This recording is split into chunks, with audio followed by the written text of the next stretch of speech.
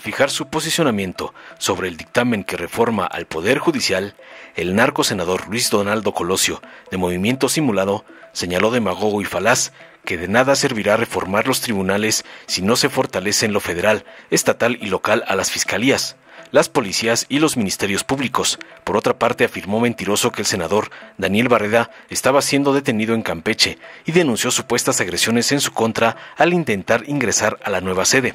Para concluir con la falacia de que es necesaria una reforma, no para cobrar venganza, sino para hacer justicia, finalizó el pusilánime traidor a la historia. Tras escuchar las sandeces y falacias del gato, de Pedante Delgado y el señor X, el senador Miguel Ángel Yunes, hasta ese momento del narcopan, señalaba tajante que había sido objeto de un linchamiento político y que no podía aceptar que se le quisiera imponer el sentido de su voto, exponiendo que la mayoría tiene derecho a promover cambios estructurales y consideró que todos deberían contribuir a que el nuevo gobierno federal inicie en un ambiente de estabilidad y armonía. Añadió que no hay razón para dudar de la calidad personal y del compromiso con la ley de quienes resultarían electos si la reforma se aprobaba, por lo que concluyó aseverando, para ardor del MACPRIAN, que había determinado dar su voto a favor para crear un nuevo modelo de impartición de justicia. Finalizó contundente. Veamos enseguida el contraste entre un junior traidor al legado de su padre y otro junior que rectificó su camino para aprobar la reforma judicial de AMLO ante la furia de su amo, el narcoampón Claudio X González. Presidente, antes de iniciar mi intervención, me gustaría solicitar autorización para denunciar dos hechos que considero que son sumamente importantes que los conozcan los compañeros y compañeras. Haga uso de los 10 minutos y habrá tolerancia si necesita un poco más. Gracias, presidente. En primer lugar, quiero manifestar un momento, senador. Luis Donaldo Colosio, pido a la Asamblea guardar silencio y escuchar al orado. En primer lugar, quiero manifestar que nuestro compañero Daniel Barreda y su padre, junto con el diputado Julio Arce, efectivamente están siendo retenidos en contra de su voluntad en la Sala de Juicios Orales de Campeche, tal y como lo denunció nuestro coordinador esta mañana. Tenemos ya evidencia, nuestro compañero Juan Zavala acaba de salir de ahí para evidenciar que se trata de esa situación y por lo tanto seguimos insistiéndole a esta Cámara que no estamos en las condiciones de celebrar esta sesión, toda vez que uno de nuestros compañeros está ilegalmente retenido y no puede estar libremente aquí, como constitucionalmente es su derecho, presidente. Y en segundo lugar, presidente y compañeras y compañeros, esta es una llamada de atención para todas y todos nosotros. Derivado de la falta de diálogo congruente y abierto en esta Cámara, se han dado precisamente los atropellos ciudadanos que hemos visto y presenciado el día de hoy. No solamente en la Cámara de Senadores, donde tuvimos que anticipadamente terminar la sesión, sino ustedes, muchos de ustedes lo vivieron, al intentar ingresar a este recinto, en donde un servidor también fui agredido. Gracias a Dios estoy bien, y a la persona que me agredió, que Dios la bendiga, de todo corazón. Gracias a Dios, Diosito me dio 2 ojos, y uno de ellos está bien. Pero eso es lo que pasa, compañeras y compañeros, cuando no sabemos dialogar responsablemente en este recinto. Ojo, no estamos obligados a ponernos de acuerdo en todo, pero estamos obligados, número 1, a recibir y atender a la gente que quiere ser escuchada por los representantes de la gente, y número 2, a tener un diálogo abierto aquí y finalmente decidir con una votación. Y no estar cerrados a que la gente venga a decirnos cosas con las que a lo mejor podemos o no estar de acuerdo. Porque las imposibilidades de comunicarnos aquí adentro tienen repercusiones muy serias allá afuera que hemos visto y se han manifestado el día de hoy. Y yo por eso, como llamada de atención a todas y todos nosotros, insisto en que tengamos y sostengamos siempre un debate de altura, exhaustivo y con mucho respeto al interior de este recinto. Es lo mínimo que le podemos dar a la gente y es lo mínimo que la gente nos exige. Empiezo, presidente. Adelante. Gracias. Compañeras y compañeros, hoy nos enfrentamos a una coyuntura que no solo nos marca políticamente en lo público, sino también va a significar nuestro legado ante la República y nuestro entorno personal y familiar. Y asumo desde la más profunda convicción de que este día no es un día cualquiera, sino uno en el que, siendo tan pocos ustedes, podrán generar el más inmenso daño al Estado de Derecho y ciertamente a la frágil e imperfecta aún democracia en nuestro país. Y por ello, anticipo que voy, junto con las y los senadores de Movimiento Ciudadano, a votar sin ninguna duda en contra de la reforma propuesta al Poder Judicial contenida en el dictamen que se nos presenta.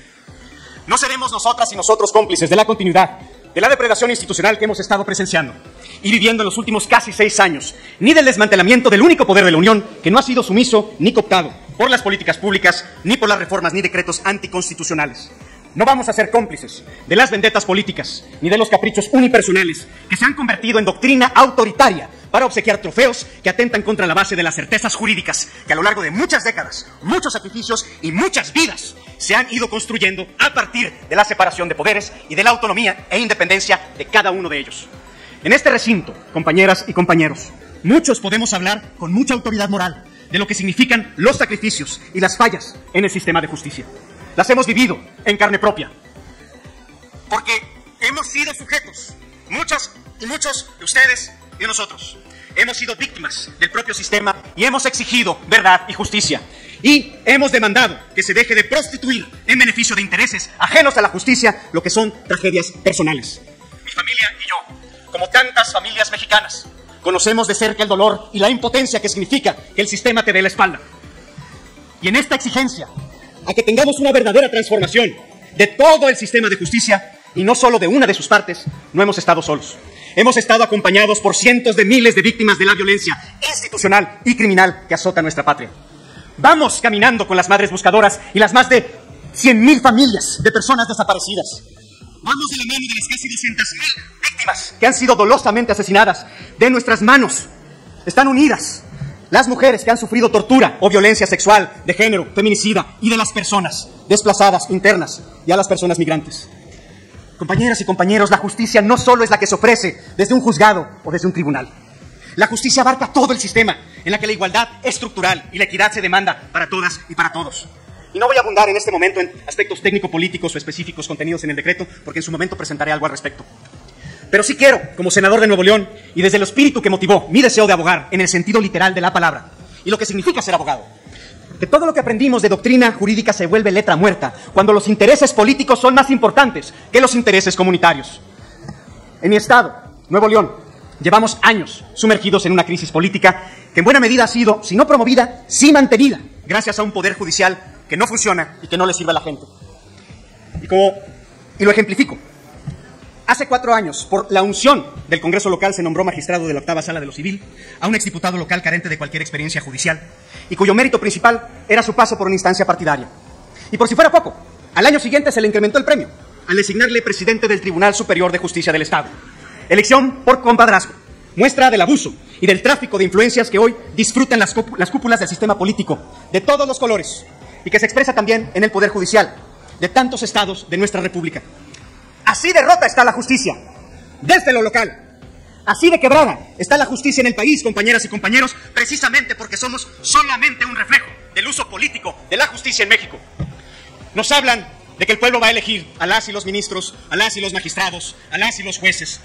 Pero en realidad, compañeras y compañeros, hay que desengañarnos. Porque lo que acabo de señalar, que está sucediendo en el estado de Nuevo León, es precisamente lo que va a ocurrirnos en todo el país con la intermediación de los comités de evaluación que están proponiendo en esta reforma. Y que son, en realidad, los grandes electores que van a utilizar a los poderes de la Unión como si fueran esquemas partidarios. Ahora sí, hasta en el Poder Judicial. Y nos hemos dado cuenta de esta trampa, en la que lo que se pretende crear es una gran diputación jurisdiccional. Y a modo, además, sin independencia, sin autonomía, sin libertad, porque en una jugarreta de Torquemada nos proponen un tribunal disciplinario que, por todas sus características y facultades, ajenas completamente a lo jurisdiccional, será la Inquisición, por la que pasarán a quienes se atrevan a cuestionar en sus determinaciones, por apegadas que estén a derecho, por apegadas que estén a interpretaciones constitucionales y convencionales, quien se atreva a cuestionar los designios del nuevo sistema hegemónico de partido único y de Estado que se ha ido construyendo en los últimos años. Y volvemos a la pregunta de si es necesaria una reforma. Pregunta que han usado en plazas públicas para decir, como disco rayado, que millones de ciudadanas y ciudadanos del pueblo avalan la reforma al sistema jurisdiccional. Aunque más del 40% de la gente a la que se le pregunta no sepan el alcance, no sepan la gravedad de lo que implica para ellas y para ellos, en su contacto con los problemas diarios ante un juzgado en el que le van a exigir pensión alimentaria, o la custodia de sus hijas o hijos, o resolver una querella familiar patrimonial. México está harto de demagogia. México exige democracia. Es necesaria una reforma, no para cobrar venganza, sino para hacer justicia. El acceso a la justicia es una exigencia, compañeras y compañeros, en cada casa, en cada esquina de nuestras calles urbanas, en cada comunidad de nuestros pueblos más remotos, y en cada estación de policía, en cada ministerio público, en cada juzgado de distrito u oficina de magistraturas o ministros. La justicia cotidiana, la justicia cívica. La justicia es un imperativo nacional de la democracia. Lo que se plantea en esta reforma no es democracia. Es urgente, compañeras y compañeros, reformar integralmente y de una vez y para siempre nuestro sistema de justicia. Sí. Como base del Estado de Derecho, como base del cumplimiento estricto de constitucionalidad que nos hemos dado a la tarea de cumplir con certeza y para dar certeza a la gente y para que todas y todos, sin excusas, sin discriminación y como iguales ante la ley, que nunca prevalezca más un interés de las o los poderosos, así sean estructuras y redes empresariales, políticas, criminales o gubernamentales. El daño que significará esta reforma para el país es incalculable y no solo en lo cotidiano nacional, sino también en nuestras relaciones internacionales, comerciales y de compromisos democráticos y de derechos humanos. No atiende al derecho fundamental de las personas al acceso a la justicia. Y lo más preocupante, compañeras y compañeros, atenta en contra de la independencia y la autonomía que requieren los sectores más vulnerables que reclaman justicia en todo el sistema de impartición y procuración de justicia en el país. De nada sirve, y desde ahora los digo, de nada nos va a servir reformar a los tribunales si no fortalecemos en lo federal, en lo estatal y en lo local a las fiscalías, a las policías, a los ministerios públicos, a todos los que participan en la cadena de impartición de justicia de México. Todos los vicios que el día de hoy le atribuyen al Poder Judicial, se le acabó su tiempo, senador Colosio. Gracias. Todos los vicios que le atribuyen al Poder Judicial, que se han denunciado y que también hemos denunciado, es responsabilidad de todos los eslabones de la cadena. Tocan a todas las estructuras, donde la corrupción y su hermana, la impunidad, son la norma. Este ataque a la independencia del Poder Judicial es un ataque a ti, a mí y a cada persona que ha confiado en que la ley es única defensa ante los abusos del poder. Por eso, termino, hago un llamado a mis colegas, a todos los partidos, a honrar la memoria de quienes han luchado tantas décadas y siglos incluso por un Poder Judicial independiente, por un régimen democrático de libertades y de derechos, en donde haya justicia y paz. Senador Colosio, le vuelvo a pedir que termine. Se ha extendido más allá del tiempo, incluidos los casi 3 minutos que le otorgamos para la denuncia. Le agradezco, presidente. Simplemente reitero a mis compañeras y compañeros y a toda la nación que esto es un reclamo de justicia que nos hacen todas las mexicanas y mexicanos. No se trata de la reforma de alguien, se trata de la reforma de México, compañeras y compañeros. México exige justicia, exige democracia, pero rechaza su perversión, la demagogia. Gracias. Gracias, ciudadano presidente, compañeras y compañeros senadores. Ni cobarde ni traidor. Salí del hospital para venir a dar las razones de mi voto y para responder a quienes en los últimos días y también hoy en esta sesión me han agredido. He sido objeto de un linchamiento público, como creo que pocas veces alguien lo ha sufrido, queriendo hacerme responsable del destino de México como si en mis manos realmente estuviera. Y no está en mis manos. A la Asamblea respetar al orador como se ha hecho. Permítame un segundo, senador. Senador, permítame un segundo. Hemos escuchado con atención y respeto a todas las senadoras y senadores que han hecho uso de la palabra. Pido a la Asamblea guardar silencio durante la intervención del senador. Todos los senadores y senadoras merecen respeto. Tiene la palabra, senador Yunes. Me duele la agresión injusta, de donde venga, pero me ha lastimado profundamente la que se ha originado en mi propio partido. Desde muy joven he luchado por la democracia desde el PAN, nunca en otro partido. En el PAN me formé y siempre escuché que lo más importante en la vida es defender la libertad, la dignidad y vivir en congruencia con nuestros principios. Por eso no puedo aceptar que se me quiera imponer el sentido de mi voto, en ningún caso. Nunca había visto en el PAN un intento de imposición y de sojuzgamiento tan burdo, tan sin sentido como el de estos días, a base de amenazas y agresiones. Vuelvo a pedir a la Asamblea que guarden silencio y respeten la intervención del senador Yunes. Por favor, senadoras, a ustedes se les ha escuchado con respeto. Pido a la Coordinación de Acción Nacional que ponga orden en su bancada. Tiene la palabra, senador Yunes. Gracias. Con base de amenazas y agresiones, han querido obligarme a que me pronuncie en contra de una reforma sin analizarla, sin discutirla, sin dialogar, simplemente porque se decidió ir en contra de la mayoría. Vivimos en un sistema representativo y por tanto la mayoría legislativa representa a la mayoría de los mexicanos, nos guste o no. No estoy de acuerdo con doblarme ante la necedad. Por ello decidí analizar a fondo y preparar un posicionamiento al que doy lectura a continuación. Milito en el Partido Acción Nacional porque en el centro de sus principios está el respeto a la dignidad humana y por tanto a la libertad. En ejercicio de esa libertad, vengo a esta tribuna a razonar mi voto en la reforma del Poder Judicial. Lo hago en mi condición de opositor a un gobierno con el que no he coincidido. pero soy opositor racional. Les pido, permítame, senador Yunes, hay todavía 2 rondas de 5 a favor y 5 en contra, y podrán decir sus argumentos, inclusive hasta el vituperio, que fue un compromiso de que iba a haber un debate de altura. Pido a la bancada de Acción Nacional que, así como hemos respetado a sus oradores, respeten la intervención del senador Yunes. Pueden no compartir sus puntos de vista, pero tienen que respetar la pluralidad que se expresa en esta Cámara de Senadores. Continúe con la palabra, senador Yunes. Gracias, presidente. Lo hago en medio de un debate que se ha pervertido y que pretende restringir esa libertad para obligarnos a votar en uno o en otro sentido. Un debate público sustentado, sí, en la preocupación por la justicia, pero también en la desinformación, en intereses políticos, en agendas personales, en fobias y en cobro de facturas. Un debate público permeado por la sinrazón de los calificativos, de las injurias, de las amenazas de destrucción de imagen o incluso del linchamiento físico.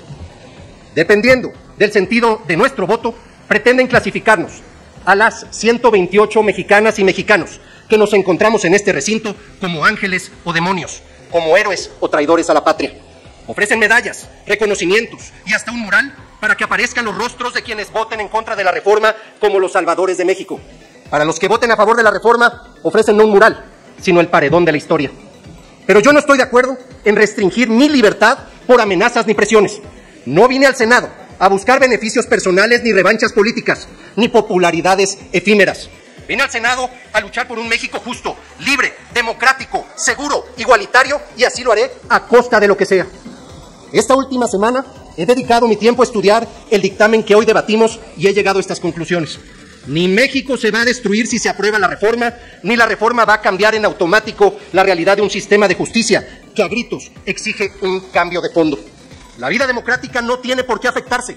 No se limita ninguna de las libertades ni los derechos que la componen. El riesgo de una dictadura solo existe en quienes piensan en la dictadura. Estoy seguro que ninguno de los aquí presentes queremos para México un gobierno dictatorial. Somos demócratas, de varios colores, pero todos demócratas. Pero más que nada, el pueblo de México no permitiría nunca una dictadura. En el centro del debate encuentro las siguientes interrogantes. ¿Tiene la mayoría derecho a promover un cambio estructural a uno de los poderes de la Unión? ¿Es la elección popular la mejor vía para nombrar a ministros, magistrados y jueces? ¿Dará la nueva conformación del Poder Judicial ventajas políticas al partido en el gobierno? Sostengo que la mayoría sí tiene derecho a promover cambios estructurales. Así ha sido a lo largo de nuestra historia. Recordemos un caso. En 1994, legisladores del PRI y PAN, a iniciativa del presidente Zedillo, aprobaron la reforma de 20 artículos de la Constitución para precisamente reformar de fondo al Poder Judicial. Vale la pena recordar su contenido. Se jubiló de manera inmediata a los 26 ministros en funciones. Se redujo a 11 el número de ministros. Se creó el Consejo de la Judicatura. Se dio vida a las controversias constitucionales y acciones de inconstitucionalidad. La votación en el Senado en favor de los nuevos ministros propuestos por el presidente de la República fue unánime. Algunos académicos y politólogos calificaron la reforma como un golpe de Estado. Lo cierto es que no hubo tal golpe de Estado, sino por el contrario, México aceleró su transición democrática. Apenas 3 años después de esta reforma, el PRI perdió la mayoría en el Congreso de la Unión y en el año 2000 perdió la presidencia de la República. Es decir, los beneficios políticos de la reforma del Poder Judicial no fueron para el régimen. Probablemente, la mayor inquietud que provoca la reforma es el voto popular para elegir a los impartidores de justicia. Se supone que por la fuerza de una organización política serán electos y ese voto los comprometería y perderían, por tanto, su imparcialidad. Pero ¿quién nombra hoy a las y los ministros de la Suprema Corte de Justicia de la Nación? Es el Senado, a propuesta del presidente de la República, quien tiene origen y militancia partidista. ¿Tiene también el Senado en su esencia una composición político-partidista? Sin duda. Las negociaciones para los nombramientos se llevan a cabo entre grupos parlamentarios de distintos partidos. Y si el Senado no logra un acuerdo, el presidente nombra libremente, como sucedió la última ocasión en que recayó el nombramiento en una persona abiertamente militante de Morena.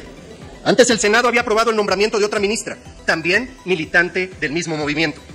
Hoy, de 11 integrantes de la Corte, 5 han sido propuestos por el presidente López Obrador. Entre este año y el próximo tendrán que designarse 4 ministros más a propuesta de la presidenta Sheinbaum.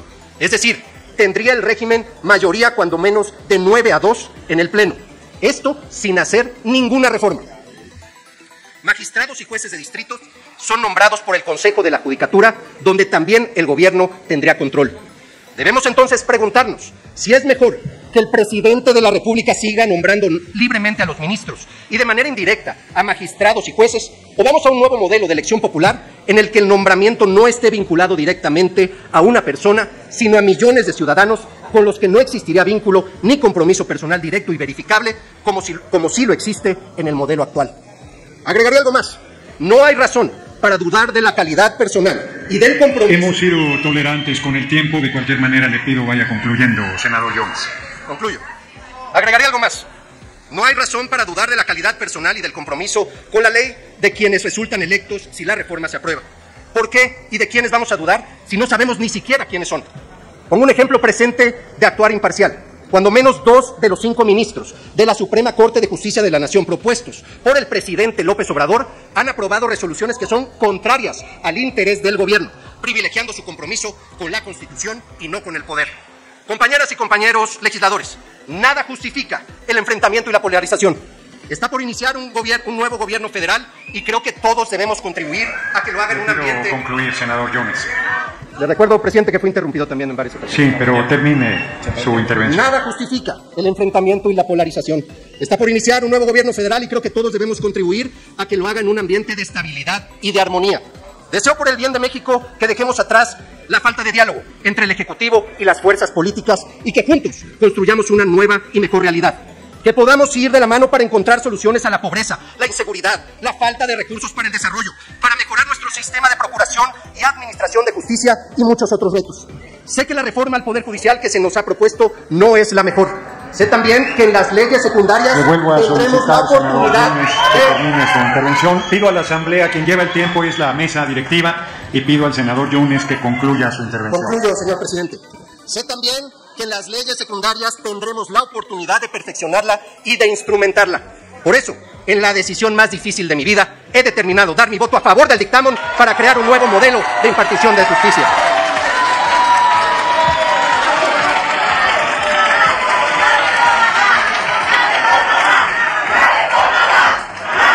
Y termino con lo siguiente. No traiciona a quien actúa de acuerdo con sus principios. Se requiere más valor para ir en contra de la corriente que montarse en ella. El tiempo dirá.